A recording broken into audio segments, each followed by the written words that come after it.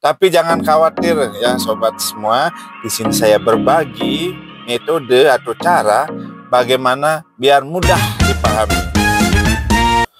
Halo sobat semua, jumpa lagi di channel saya ya, Justin Bali Opa. Ya, video kali ini saya akan memfollow up yang kemarin ya tentang bagaimana susunan kalimat lengkap bahasa Korea ya. Masih ingat ya teman-teman ya, kalimat lengkapnya apa? Ada subjek, objek, dan predikat ya. Nah, contoh kemarin yaitu ada 저는 밥을 먹어요 ya. Jadi subjeknya 저는, babel itu objek, kemudian predikatnya adalah 먹어요, kata kerja ya. Kemudian ada lagi satu, 저는 한국 음식을 먹어요. Saya makan masakan Korea. Ya, jadi 저는nya itu sebagai subjek, objeknya adalah makanan Korea, kemudian predikatnya adalah makan. Ya, susunan kalimat bahasa Korea yaitu subjek, objek, predikat. Ya, tentunya ketika kita membuat suatu kalimat, ya kita masih terbayang pola bahasa Indonesia ya, subjek, predikat, dan objek. Seperti tadi contohnya, saya makan nasi. Itu kalimat Indonesia, maka untuk merubah itu akan menjadi saya nasi makan. Ya, mungkin agak sulit ya. Dulu saya pun sama ya. Tapi jangan khawatir ya sobat semua, di sini saya berbagi metode atau cara bagaimana biar mudah dipahami, biar mudah kita bisa membuat suatu kalimat dalam bahasa Korea. Oke, jangan berlama-lama, kita langsung saja. Seperti yang video kemarin saya tekankan ke predikat ya.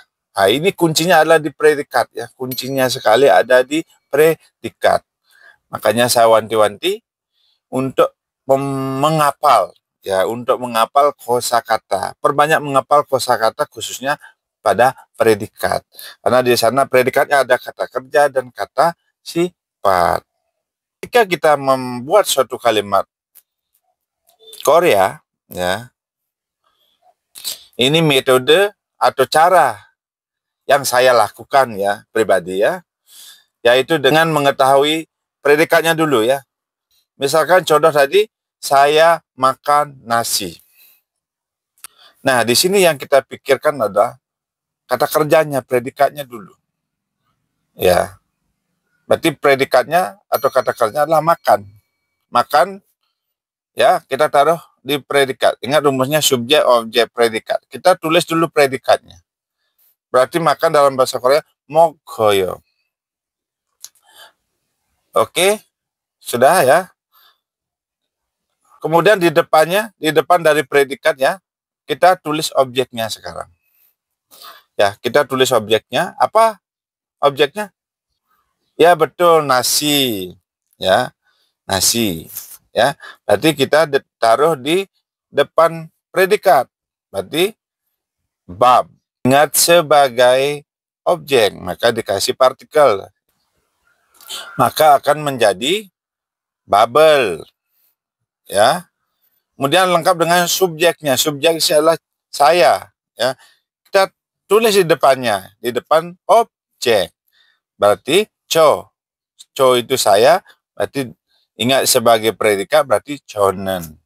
Ya, maka akan kita baca 저는 밥을 먹어요. Ya. Ini pengucapannya saya pelanin ya. Ya. 저는 밥을 먹어요. Oke. Contoh kedua, saya minum air. Ingat yang kita pikirkan dulu predikatnya ya. Berarti minum. Ya, minum, kosakata minum masida ya. Masida mendapatkan pola akan menjadi ma쇼요. Nah, objeknya adalah air. Ya, kita taruh di depan predikat. Berarti menjadi Mural ya. Ya, mul itu air ya. Mural. Karena sebagai objek mendapat partikel. Kemudian untuk subjeknya Taruh di depan objek. Berarti chonen. Ya. Ingat nen karena subjek. Berarti kita baca ya, pelanin saja bacanya ya. Poinnya dalam belajar bahasa Korea, kita pelan-pelan aja dulu cara pengucapannya. Jangan berpikir dulu, oh saya harus bisa seperti orang Korea pengucapannya. Itu pengalaman saya, pelan-pelan saja dulu ya. Oke, kita baca. 저는 물을 마셔요.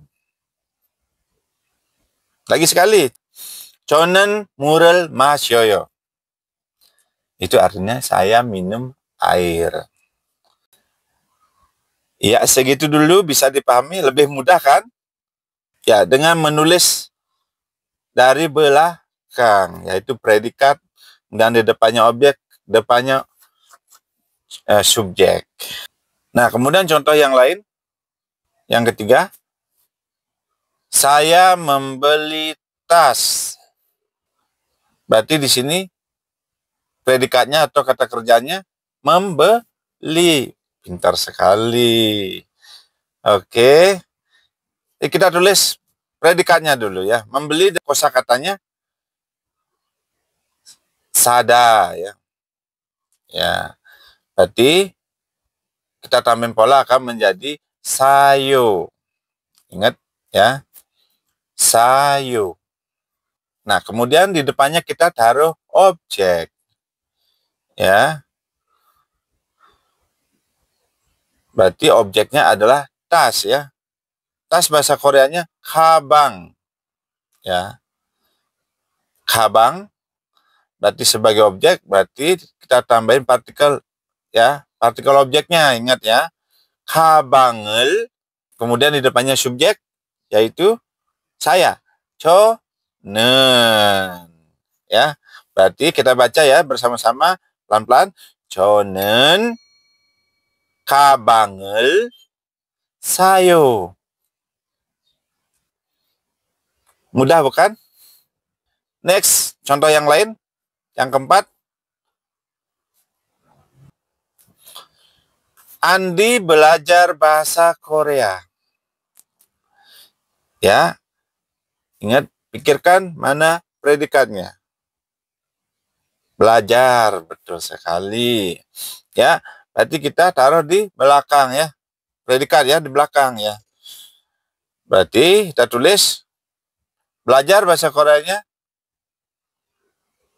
Ya, kosakatanya 공부하다 ya. Maka mendapat pola menjadi 공부해요. Kemudian objeknya apa dipelajari? Bahasa Korea ya, bahasa Korea. Berarti 한국말. Ya. Ingat sebagai objek kita tambahin partikel objek. Berarti 한국말을 ya. Kemudian lanjut ke di depannya, kita taruh subjeknya. Tadi subjeknya adalah Andi. Ya, Andi. Berarti 안디는 한국말을 공부해요. Ya. Ayo pelan-pelan. 안디는 한국말을 공부해요. Kalau dipercepat, 안디는 한국말을 공부해요. Bisa dipahami ya? Jadi lebih gampang kan? Nah, segitu dulu contohnya ya. Itu caranya atau metode atau cara yang simple, ya, yang gampang, yang lebih mudah ya. Ya, mudah-mudahan bisa teman-teman lebih mudah memahami ya bagaimana cara membuat kalimat ya dalam bahasa Korea. Nah, itu teknik yang saya lakukan ketika saya belajar bahasa Korea ya. Sekali lagi teman-teman, di sini saya bukan guru ya, basic saya bukan guru, saya hanya driver ya yang sering mengantar tamu Korea. Di sini poinnya adalah saya berbagi ilmu ya tentang bagaimana belajar bahasa Korea ya. Ya, teman-teman juga yang sedang belajar bahasa Korea atau yang ingin juga belajar bahasa Korea, pokoknya semangat. Kita belajar bahasa Korea ya. Ya, orang Indonesia seperti saya 100% pengucapannya seperti orang Korea tidaklah mudah ya, tidaklah mudah.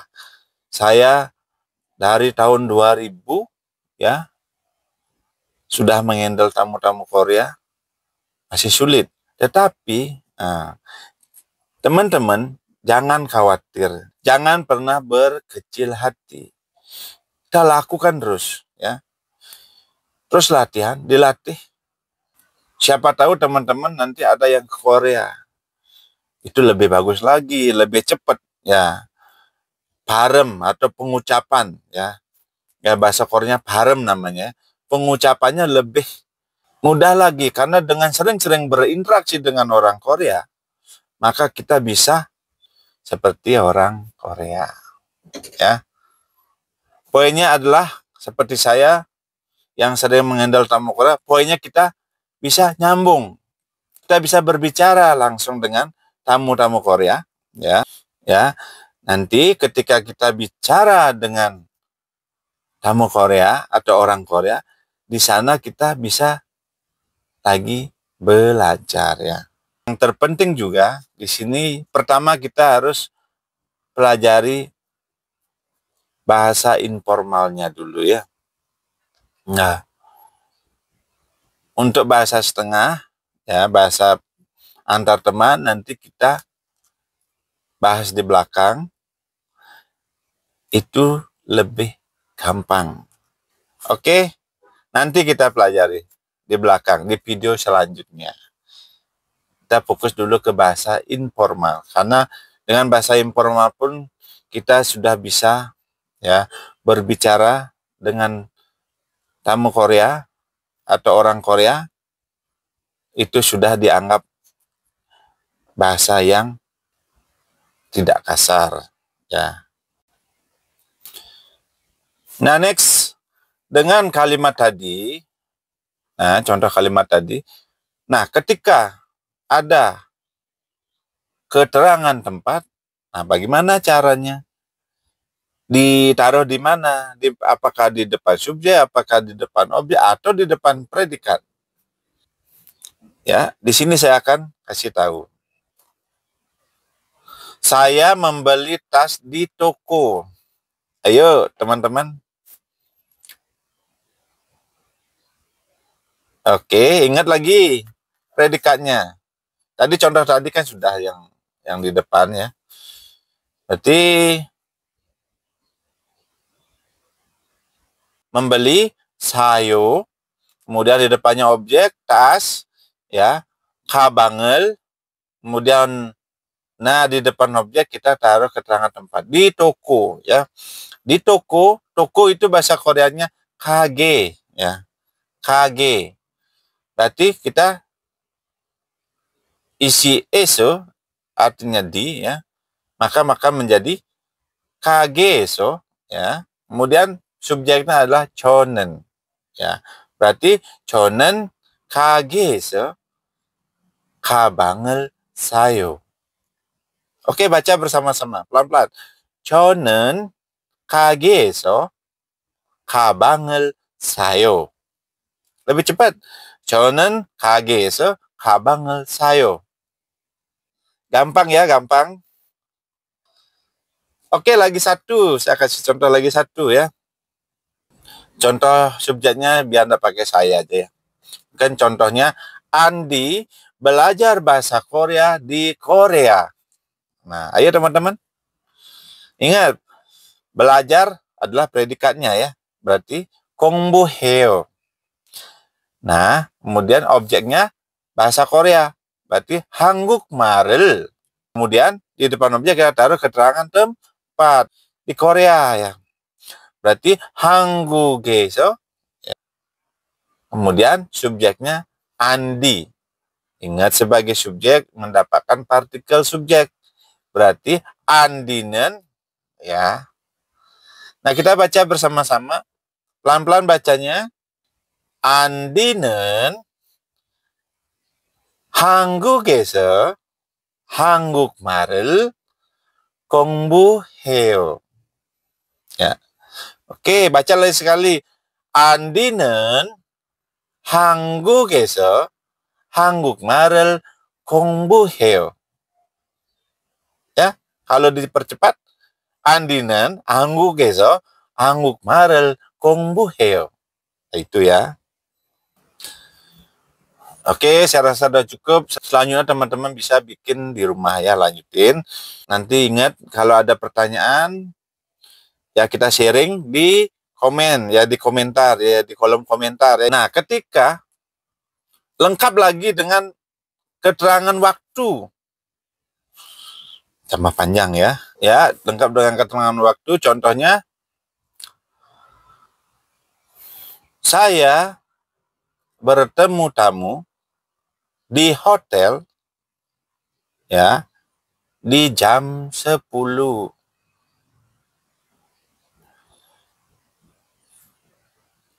Bingung ya? Kita langsung ingat predikat ya. Di sini predikatnya bertemu. Kosakata bertemu manada. Langsung rubah dengan pola predikat. Akan menjadi manayo. Manayo. Artinya bertemu.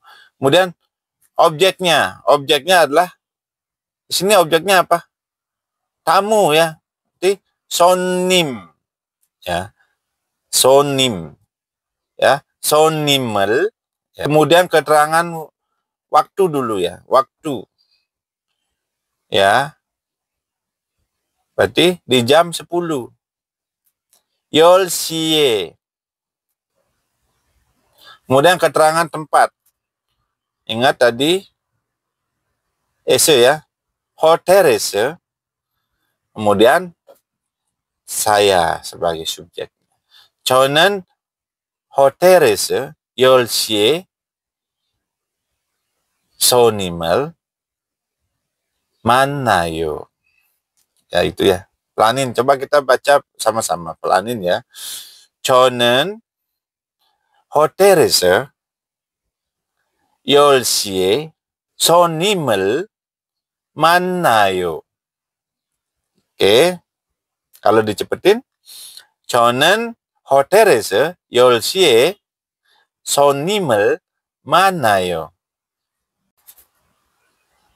Jadi itu susunan kalimatnya adalah subjek, kemudian keterangan tempat, kemudian keterangan waktu, objek, kemudian predikat.